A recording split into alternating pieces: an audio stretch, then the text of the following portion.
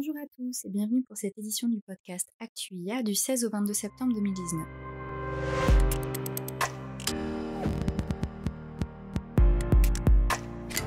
Dans l'actualité, France Digital Day, 5 milliards d'euros annoncés sur 3 ans pour aider les startups françaises.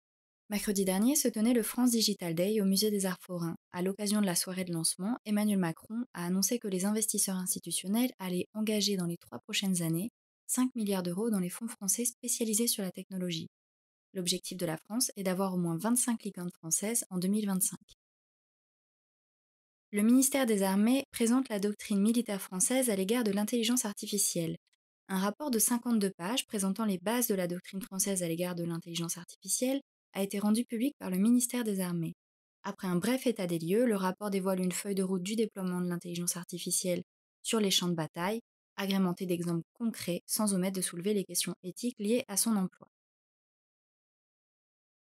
Lancement du Deep Tech Tour par BPI France et le ministère de l'Enseignement supérieur.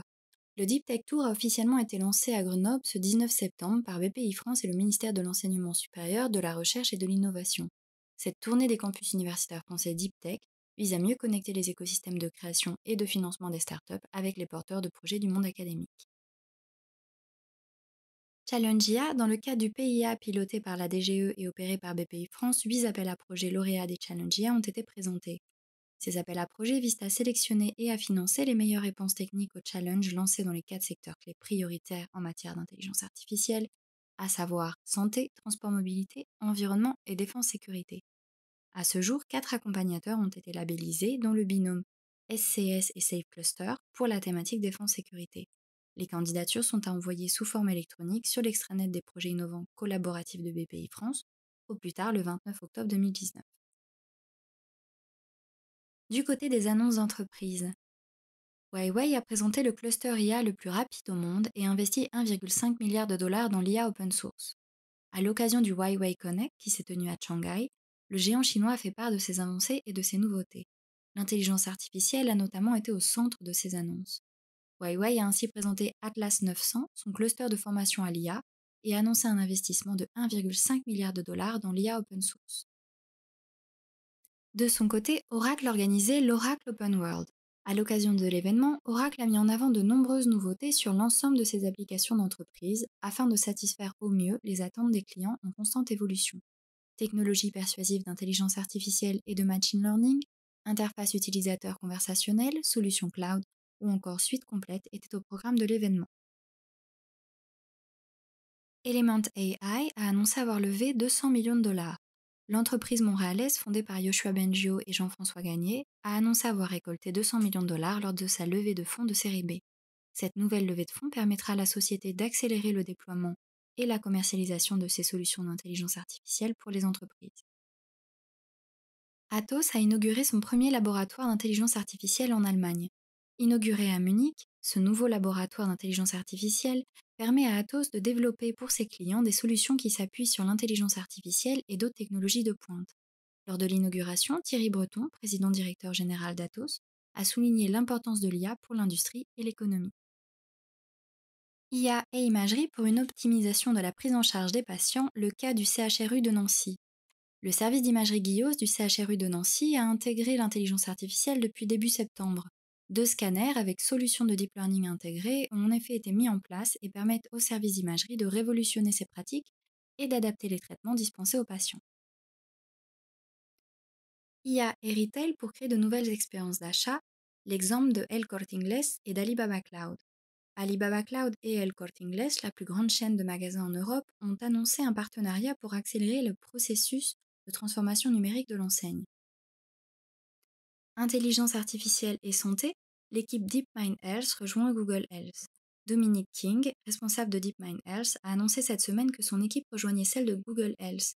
Elle se retrouve donc ainsi placée sous la direction du docteur David Feinberg, suite logique de l'acquisition réalisée en 2014 et qui suscite espoir et inquiétude. Yves Maître prend la direction de HTC et travaillera sur la 5G, l'IA, la XR et la blockchain. HTC a annoncé l'arrivée au poste de CEO du français Yves Maître, ex-vice-président exécutif des équipements grand public et des partenariats chez Orange. Le nouveau dirigeant poursuivra les efforts entamés autour du système Vive Reality, en travaillant sur les technologies dont l'intelligence artificielle et les partenariats de demain.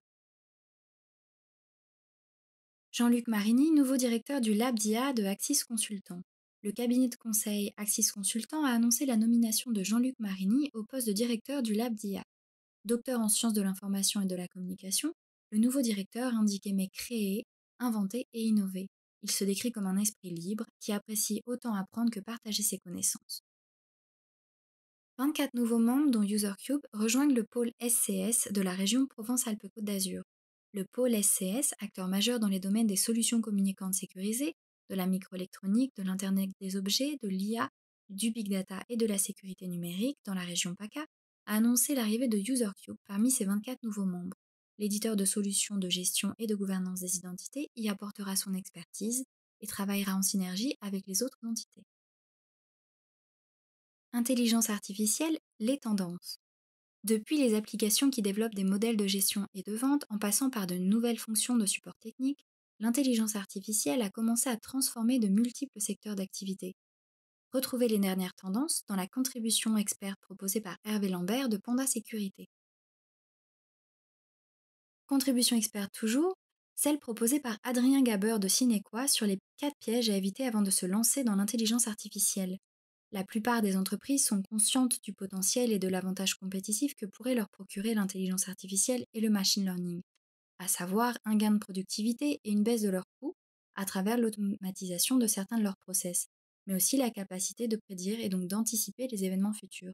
Cependant, un trop grand nombre de sociétés négligent certaines étapes pourtant fondamentales que rappelle Adrien Gaber dans sa contribution. Études de marché, la révolution du social listening. Face aux coûts élevés et à la rigidité des études de marché traditionnelles, le social listening prend de plus en plus d'ampleur. Retour sur ce phénomène dans notre article consacré au sujet. Documentaire, algorithme entre mythe et réalité, une contribution experte proposée par Fabrice Jasbinsec, qui a rencontré plusieurs experts pour tenter de répondre aux questions suivantes. Comment définir les algorithmes? Les algorithmes sont-ils devenus indispensables dans notre société? Un monde d'algorithmes est-il compatible avec un monde d'éthique? Connaissez-vous les algorithmes autant qu'ils vous connaissent? Pour conclure, sachez qu'Actuia s'ouvre au sponsoring. Toutes les informations sont disponibles sur actuia.com. Je vous souhaite une très belle semaine et vous dis à la semaine prochaine pour un nouveau podcast Actuia.